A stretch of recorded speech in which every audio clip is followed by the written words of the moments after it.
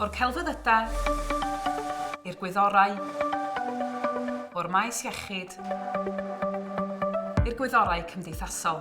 Mae bron i 1,000 o gyrsiau y gellu di eu astudio yn gyfan gwbl neu yn rhannol trwy gyfrwng y Gymraeg ym Mhrifysgolion Cymru.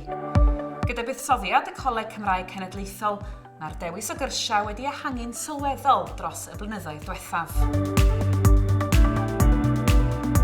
Mae adnoddau cyfredol, gofodau dysgu deniadol, deunyddiau a chyfleusterau gwych ar gyfer myfyrwyr sy'n astudio trwy gyfrwng Gymraeg ym Mhrifysgolion Cymru.